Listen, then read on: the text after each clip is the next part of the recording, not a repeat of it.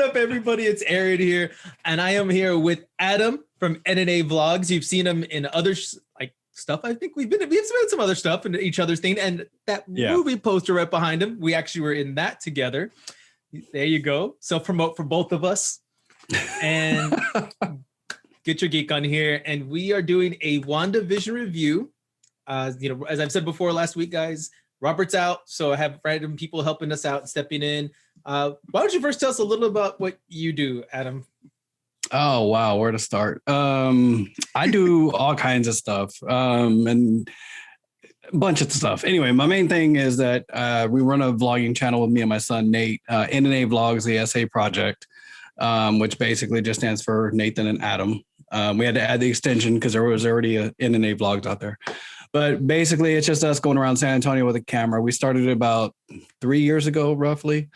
And it's just us doing stuff. I kind of chalk it up to, the old school. Like my day, I'm a little older. So back in my day, we had like VHS tapes, if y'all even remember VHS.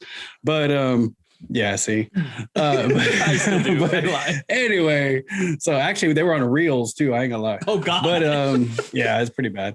But we had home movies back then. Nowadays we're all digital. So I hope our YouTube videos are really, even though we do them for people to watch and come, I always say to click the link and come hang out with us, just for like 10 minutes of your day, get away from your stuff and watch us, hang out with us.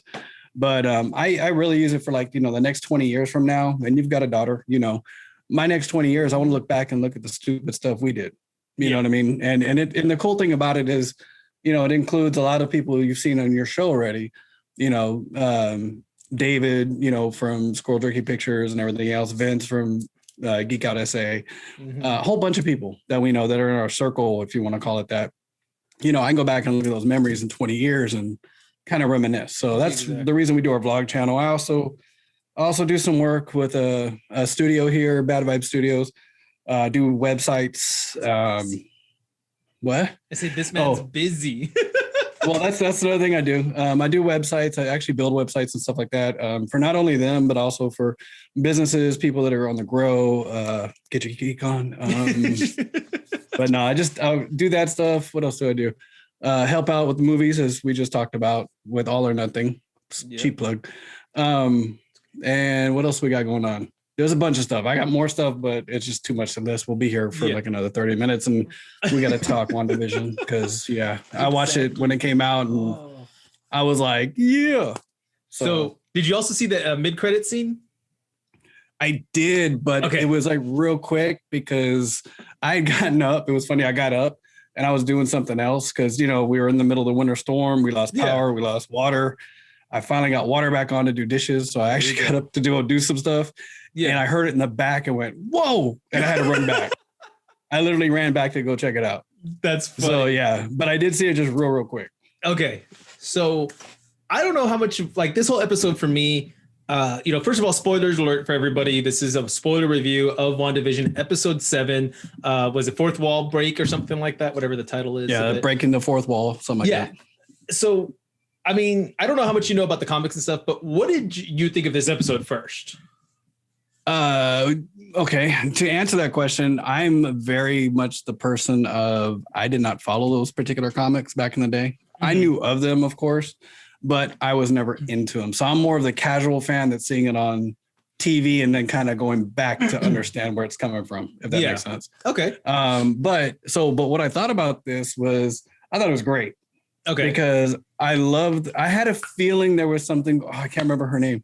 Agnes? Agnes. Yeah, Agnes. I was going to say Agatha, I think. Yeah. I had a feeling that, I had a feeling there was something going on with her from like the 3rd episode, whatever it was. Yeah. I was like, something's off. And the way they brought it all together. And then when they showed like the back stuff where she's back there doing like this or whatever she was doing, I was like, oh, okay. This is getting good. So I love the way they did. And she's playing that character perfect. I think that's the best person to play that character. Oh yeah, I mean, and see, with me, I knew she was gonna be Agatha Harkness because if you following the comics, that brooch that she wears, if you look at Agatha from the comics, she has a very similar brooch, and it was like we're all kind of like waiting. Is it gonna come out that she's Agatha because her name's Agnes? It's really close. So like for me, that wasn't a huge reveal, but it was still like a big reveal because I was like, cool, they did it. My thing was, and this is where like this episode I feel was more for like the characters, like they had to all kind of be where they needed to be, like everybody had to start knowing who everyone is. I don't know how I feel on it yet. Like the whole episode, to be honest, for me it felt weak until the mid-credit scene when then like everything for me came together. I was like, wait a minute, like now that makes sense. It all makes sense. And then I had to watch it. I've watched it like 3 times, I think now.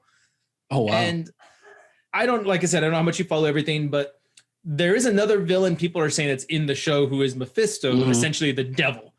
Right. And they're trying to link. So do you remember there's a scene in the show which really threw me off for a minute where they kind of zoom in on the cicada. And I was like, why are we zooming in on a cicada? Right. So I looked it up more. Mephisto originally appeared as a fly. So people are thinking maybe that's a connection. Because everyone's like, well, it should be a fly. It should be a fly. I was like, but a fly, to me, you can't, I don't know. A fly wouldn't be as significant as a cicada. Like everybody knows what a cicada is. Right. That sound and everything that comes to mind. So I was like, but that's interesting. Interesting, yeah. And then of course the mid-credit scene where we get Pietro again coming back around while Rambo's trying to go into the basement and Snoop's going to Snoop, and he's just that's it. I was like, he's back. Like he's not just a one and done thing. Right. See, and then go into that also because a lot of people are talking about, was it Sony that the original X-Men was with? Fox, so a lot of people were like, okay, well, they're doing the whole cross thing now. Yeah. But now they're talking about, yes, it's the same actor, but now they're talking about maybe it's not, because it's almost like in those old school TV shows where people get recast anyway. Yeah. It's just literally a recasting and brought him in. But I guess the big question now is why it's him. Mm-hmm. But then you see kind of that glow at the end of it from that plant or whatever she has. That purple mist looking thing. That stuff. See, I'm very casual with it. I'm not gonna lie. Yeah. I love the show. So when I watch it, I'm like, oh, heck yeah, And so like I agree with you though, until I got further in with this one. Yeah. Then I was like, okay, I got you. Exactly. But I love how like Rambo is kind of going back in, you know what I mean? And that truck changed into like the old school 70s. Yes. Vehicle. I was like, yeah, that's freaking cool. I love that. And I'm glad you said that because I want to touch on that part. So watching the whole series, we get her to comment that I'm going to text my engineer friend. And then it's my engineer friend's here. I'm going to go meet up with them. Let's go. Right. And we get a major somebody, like whatever her name is, who's not a character at all, like not a comic book reference, nothing. Do you like, so there's 2 theories. People are saying that, that was the engineer. That's it. But there's others who are saying that's not the engineer, that's just like a middleman. What do you think? I mean, do you think that we're still waiting for this aerospace engineer, or do you think that was just we fed in too much into it and like it's really just a throwaway line?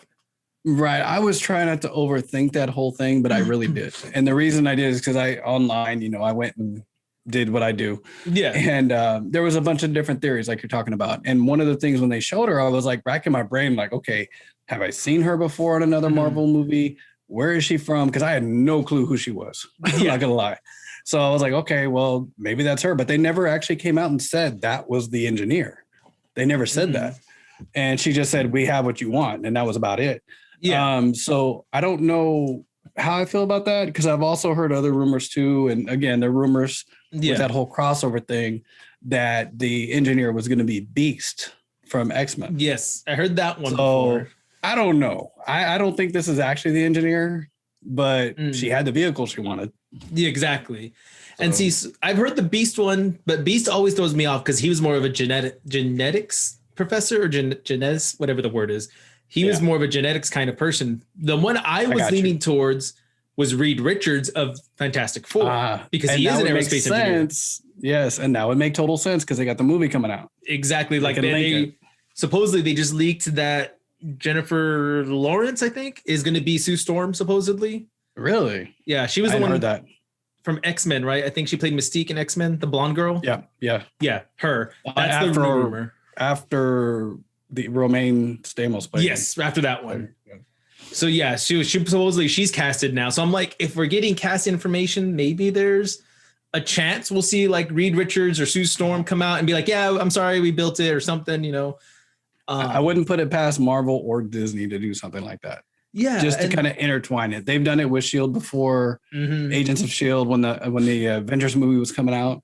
Oh yeah, they had the whole chase scene. So that could be the good point.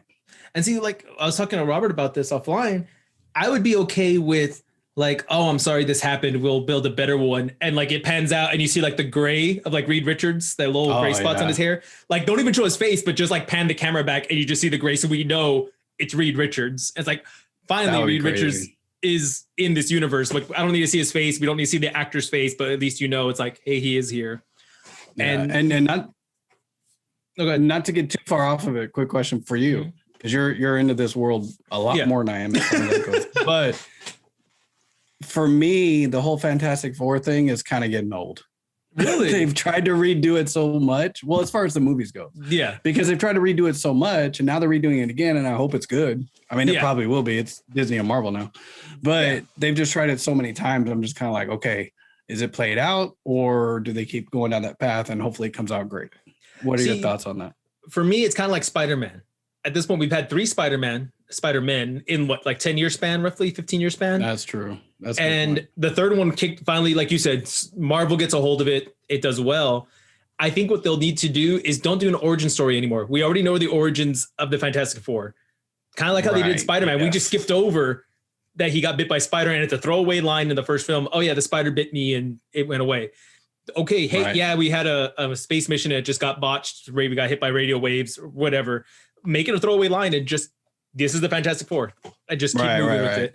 I would be okay with that. Yeah, if they do that, I think that'd be good. Yeah, I think you're right. I think if they do that, that'd be good. Yeah, because we've had cartoons. We had like 3 movies, 2 origin stories in those. The cartoons give an origin story. It's like we know the first family. We've had their origins. So it's like just throw them in there. The only one I want to know is how they would do Dr. Doom. Like you would kind of have to give him a little bit of an origin story, maybe. Right. And that's kind of what I was kind of hoping for this one.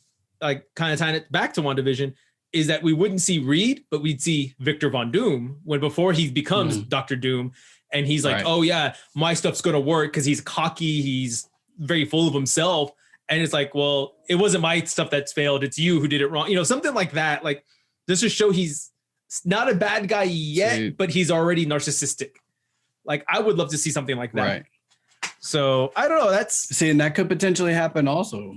With that, what do you think of? Sorry, I know I'm switching again. No, you're good. But these things are going in my head, and I know you know about this stuff. So, what about that head guy? The head guy, I can't think of his name. Haywood, the one that's on the base. He's like Haywood. Yeah, because there's a lot of rumors about him being being one of the bad guys for the whole entire thing.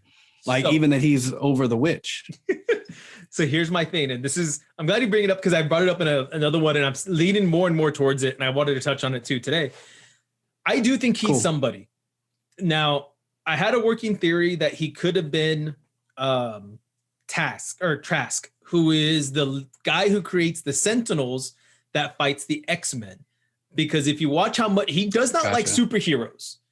And when we first saw him in episode 4, he comments that we're not going to space. Nobody wants to go there since the last mission or whatever. But what are they building there? We really don't get to see what's being built. Are they building Sentinels to go kill superheroes? Kind of like they would the X-Men. So at first my theory was maybe his name isn't really Haywood. Maybe it's really Trask. And he's just kind of hiding out right now. False name, stuff like that. Because Trask was also a colonel in the military, which would still kind of put it a little bit in the military side of it because he's part of SWORD. But lately, and now after this episode, hearing what they were talking about with Haywood was working on Vision's body, they said, and he was trying to either resurrect Vision or do something with Vision's body, they said. Yeah, because he was tracking him. Exactly. And they even said when they got to the last firewall, Jimmy talks about how, well, why is Haywood experimenting on his body? Now, if we remember from Age of Ultron, Ultron was trying to get into Vision's body. That's why he was building that body for himself.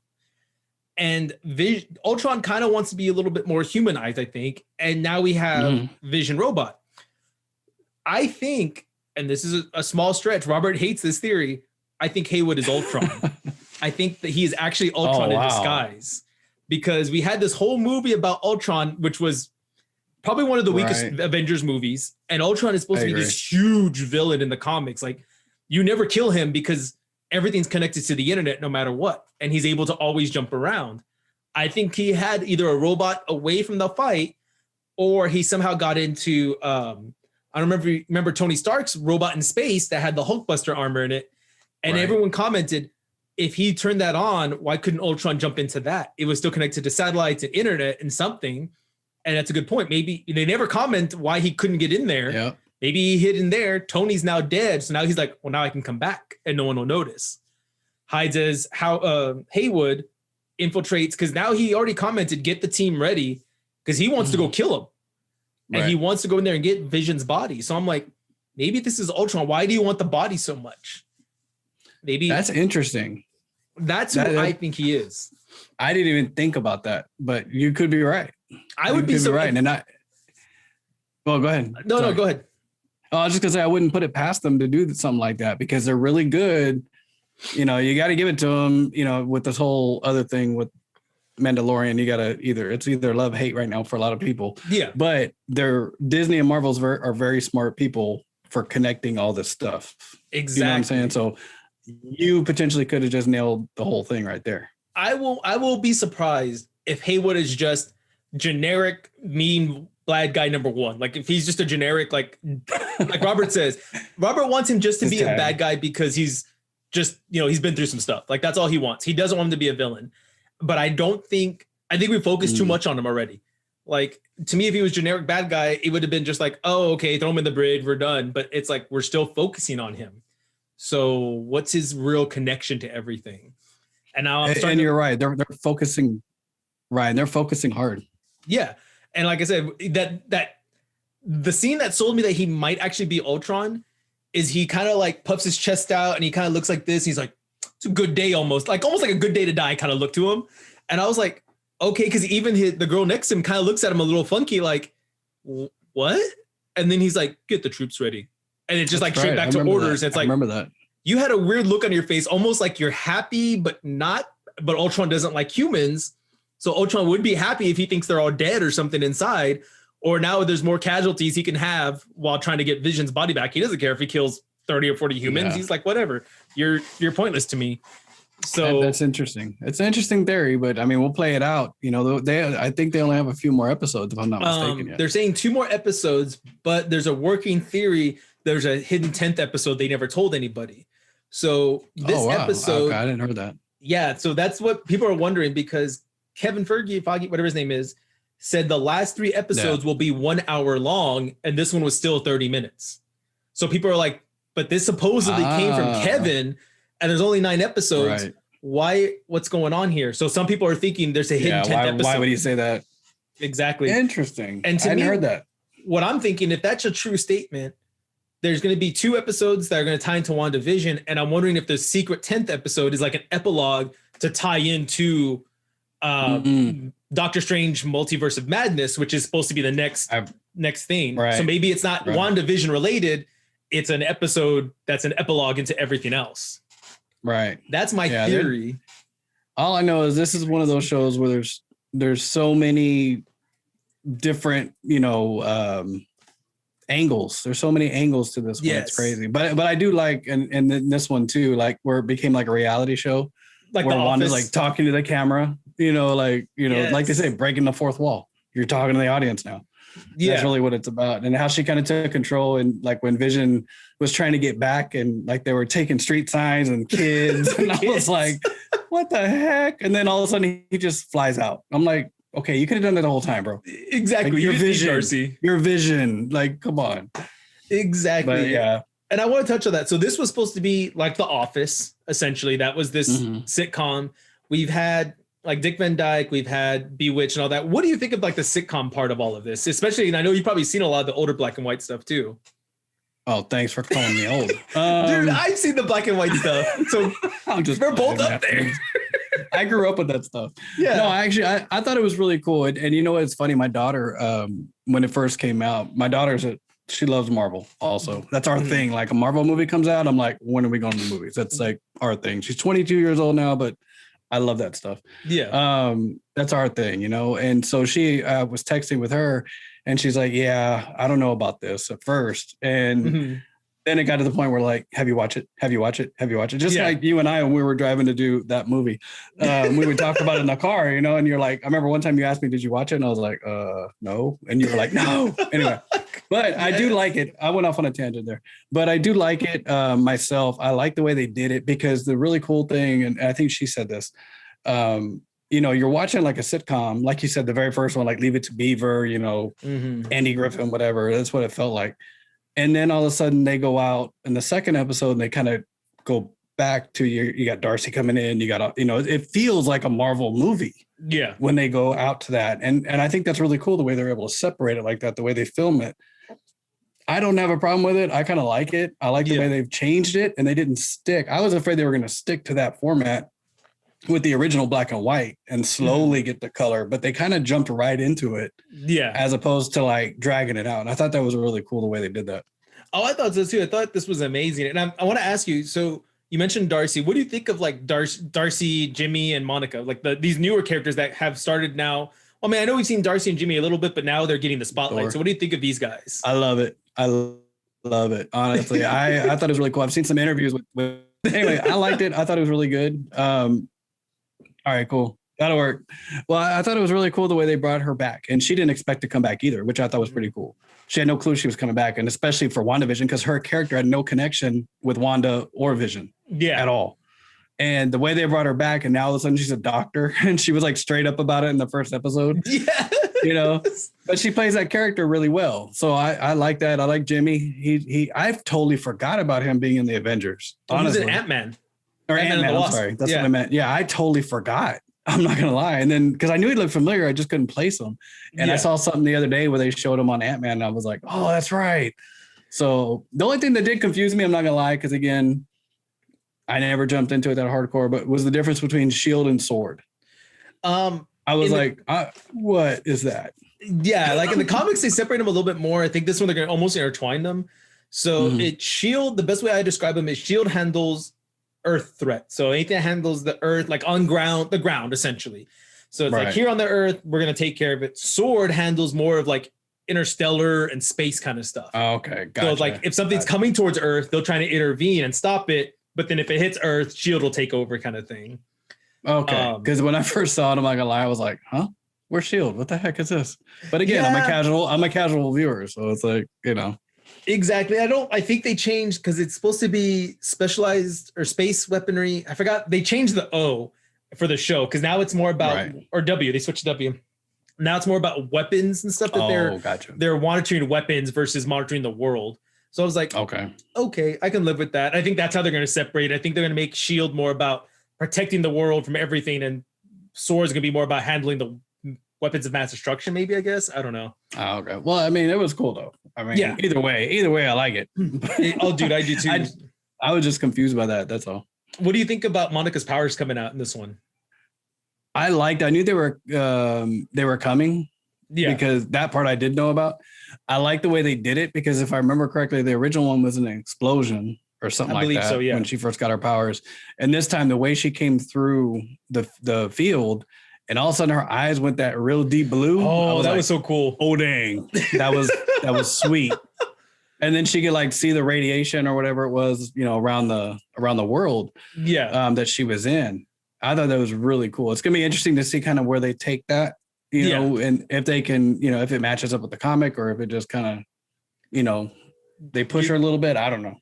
See, and I love that whole scene where she's going through the force field or that wall, and you hear kind of like her mom from the first film talking. Oh man, you can hear, everybody. No, you're good. You hear, dude, it was fun because like the last line I think was Ms. Marvel's line, wasn't it? I think something about like being a strong person or something, and I kind of like focused her back to like I am a strong person. She gets through it, but I was like that whole like 30 seconds or a minute. I was just like I was pulled in. I was like I love this. Yeah, I was really too. Enjoying it. And the way they separated her out for each age or each step of her life or whatever you want to call it. That was cool. It was so cool. I was sold. That's where I think I finally got back into the episode was that little part.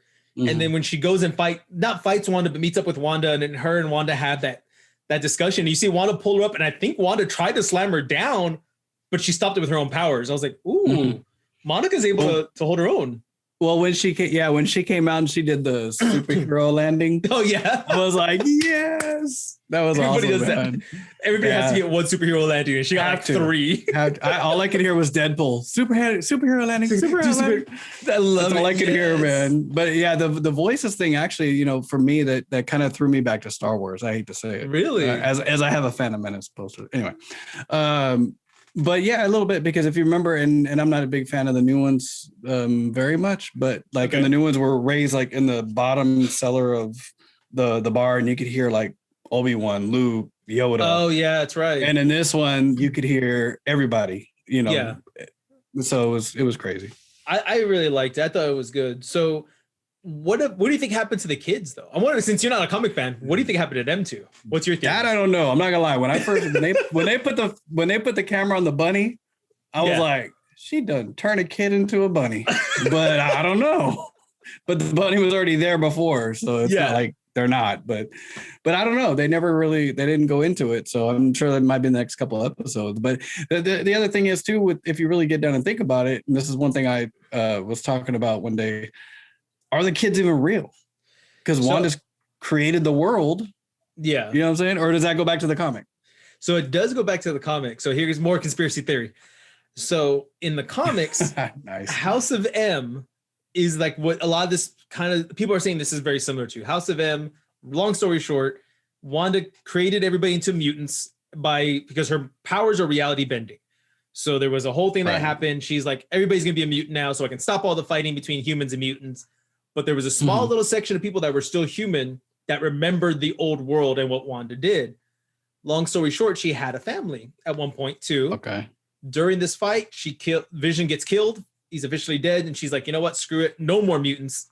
And there's only a small handful of mutants left. So her powers were arranged to do stuff like that. Well, in this other world where she had kids, she actually had help from Mephisto, the devil himself, who gave part of his soul essentially to help create these children for her. And she made a pact with him. So now that they've disappeared, people are wondering, is this now leading more to Mephisto because she made a pact with him and now he's bringing the powers back to him and he stole some of her power as well. Gotcha. So that's the working theory, is that now we are leading into that House of M storyline. Gotcha. That would make sense. Because Robert hates this other theory I have. And again, more conspiracies.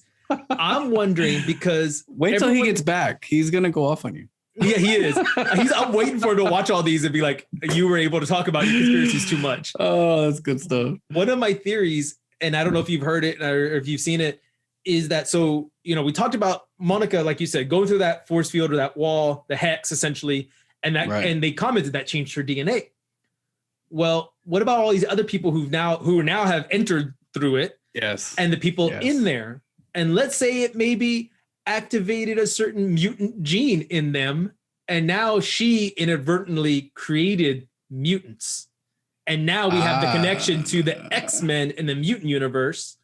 And now it's coming to Marvel. We get the multiverse of madness with Doctor Strange, and we pull in Charles Xavier and all the other people. And there's already mutants here that he can train. Yeah. And now he has mutants. We can make a Scott Summers here. We can make our own whatever here. And now we're already ready with mutants or here. So that being said, Vision took Darcy out of her trance. Yes. So is there a potential maybe you're looking at her getting powers of some sort too? I would say yes, because she passed through the field. So that would be interesting.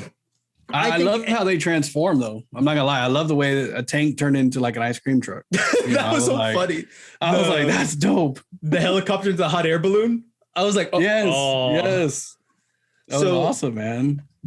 So speaking of all of that part too, so she's turned all this stuff into like the clowns and all that. Do you think they're gonna touch on any of those people, or do you think that was it?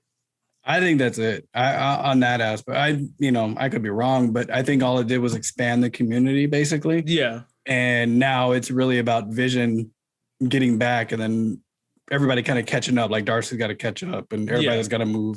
I think everybody's going to converge on Wanda's house is what's going to happen. Okay. That's what I think. So with that, we got the mid-credit scene. So we got possibly Pietro being a villain. You got Agatha Harkness. Do you think the only one I don't hear anybody touching on, I want to see what you think, and then we'll kind of wrap it up. What's his name? Herb, the next door neighbor, the big black guy. Do you think he's anybody? Or do you think he's just a random neighbor? I think for him, honestly, if you remember a couple episodes ago where she was walking, or Vision went outside. Yeah. And Agnes, whatever, she was over at the fence with him, like whispering to him, and you could see his demeanor change. Right. Like straight up. So I think maybe he's just under her spell now as like a kind of a minion type thing. Okay. That's what I think. I don't think he's necessarily got powers or anything like that, but maybe he was pulled in and she was like, okay, well, I'm running the show. Mm-hmm. Essentially from her, when they showed her doing everything, she's pretty much like, I'm running the show. I need somebody to help me. So maybe he's been in the background too, helping her out. Like I said, as a minion, on them. Like giving her information, feeding her stuff because he lives right next door. Yeah, he can give her all that information. She's down the street. So I think it's going to come out. I love the actor that's playing him too, because he's solid. Yeah. You know what I mean? So I think it's going to be good. I think he's going to have a bigger role. I really do. I hope I hope he does. See, that's the only thing I can't put is like that makes sense what you said. If now her spell overpowered Wanda's spell, that makes sense to me, because I was trying to figure out, I was like, you see her when they show like everything that Agatha did. So at the end of this episode, they show everything Agatha was part of. Like you said, little magic here, a little magic there. You see her go up to Urban, kind of like flick her finger, and now he's like, what's going on? And it's like almost like you said, a different thing. Change. Yeah. Right. So I'm wondering if you're right. I wonder if she's like, hey, well, I'll help you get out, or maybe it's just that. Maybe I'll help you get out, but you help me first. Right. I don't know. Or like, it's something there. Yeah, they have some kind of pact going on. I think. I really do think you're right. But now, before you wrap it up, though. Yeah. Sorry. One quick question. Yeah. What did you think about the Nexus commercial? So I had to double check. I always forget about the commercial. Robert always reminds me. So the Nexus commercial is a comment to the interdimensions. Yeah. The dimensions like that we can cross. So that's the throwaway to the comics, is that the Nexus is about alternate dimensions and all of that. So this makes sense that she's in an alternate dimension, or she's trying to create alternate dimensions or alternate realities. And that makes sense. So it connected everything. In that sense, to me, that's all I get from it. What about you? What did you get from that one? Well, I agree with you, because I that's what I kind of understood from it too. And I think this is a good way for Marvel in general to link. Was it Phase 4? That's what they call it. Phase 5. Calling it Phase 4. Yeah, phase are in there. But I think that's a good way, for the whole thing with Ant-Man, with all the galaxies and all that stuff. And that's a good way for this to kind of lead to, like you were saying, going into the next movies. In Phase 4, I think that's really what's going to happen. No, go ahead. Sorry, you go. I was done. No, but I was going to comment. You're right, because there's obviously Pietro is not Pietro we know. He's from the Fox universe. There's something there, and one working theory is because when she reached into our universe to get Quicksilver, he's dead. Right. I mean, he was shot and killed in Ultron, so she had to go pluck him from another universe. So the theory is that for some reason or somehow, maybe she has a spell on him, or she is doing something with him, but he is from the other universe, and she needed a Pietro. So that was the only one she could reach to and pull over into ours. So that's one theory. That's why he's under a spell as well from her, because she's still controlling him. Gotcha. I just love the way they did it with the whole recasting, because that was so popular in sitcoms. If you go back to like Fresh Prince, when they changed the mom and it's a totally different person. Yeah. You go back to all these different TV shows and the way they did it. And I think Darcy's line was perfect when she's like, they recast Pietro? Yes. Yes. It's so like, it was awesome. And see, I like that. No, go ahead. No, you go. No, I was gonna say, and I like that they did that, because at the end of that episode, when he's first come out, and like when he's first talking to her, he starts losing his accent. Everything starts changing. And I feel like it's when Agatha's not around, he kind of does change, because the spell's not as strong. Maybe. Statement. That's true. I didn't think about that. Yeah, because he deflects. When Wanda's like, well, where's your accent? He's like, well, where's yours? It's just the deflection technique. And it's like, wow, I didn't even think about that. That's a good point. And it's like he knew Vision was dead, but he doesn't, I don't know if he knows that his Pietro is dead from her universe. I don't know if he understands that, but I don't know. I don't know. With only 2 or 3 more episodes, I don't know what they're gonna do, and there's more coming as far as these other shows that they're gonna drop anyway. Yes, Falcon and Winter Soldier next month. I know that's what I was thinking of. So, but yeah, it's gonna be interesting. Yeah, my daughter's gonna love that one. She loves Winter Soldier, so we'll see what everybody happens. loves Sebastian Stan or whatever. I know. I'm like, I just want him to get shot. Well, I wouldn't go that far, but you know. I mean, he does get shot a lot in the comics, and he dies a couple times. They just kill keeps Bucky coming again. back. He keeps coming back. But we'll never bring back Uncle Ben. Uncle Ben stays dead. Oh yeah, he's done. He's done. He's toast. But he's never come back. Robert will be back, and then you guys can talk about that one. Yeah, exactly. But I do thank you for here. I'm wrapping it up. Do you have any prediction? Do you think like this will be leading into either Doctor Strange or a big villain? Do you think there'll be a big villain revealed or anything? What do you think? I don't know. I think your theory is right. I do think there's a bigger bad guy than just what we've seen so far. I do think that this is going to roll into, whether it be Fantastic Four, whether it be Doctor Strange, they're going to roll. Everything's connected. Yeah. And so I really do think it's all going to be connected in some way, form, or fashion, no matter what. And I hope the characters that they brought back, like Jimmy and Darcy and Rambo, I hope all of them get bigger parts. Not that they don't have big parts now, don't get me wrong. Yeah. They're doing great. But I think it's cool that they brought all of them back, even though there was no initial connection for any of them to Wandavision. But the way they did it was great. Yeah. No, I'm loving it. So on that one, I think we'll end it here. And guys, go check out Adam's website or YouTube channel, which will be down in descriptions. Go check out him and support N&A Vlogs. And on the next one, guys, let us also know what you think is going to happen. I want to know who you think the major villain is for this series. Or is it just going to be Agatha? Or is there a lead into Phase 4's major villain? Kang, maybe? Ultron? Doctor Doom? I want Doctor Doom. Please, God, give me Doctor Doom. So you guys, everyone, have fun, stay geeky, and get your geek on.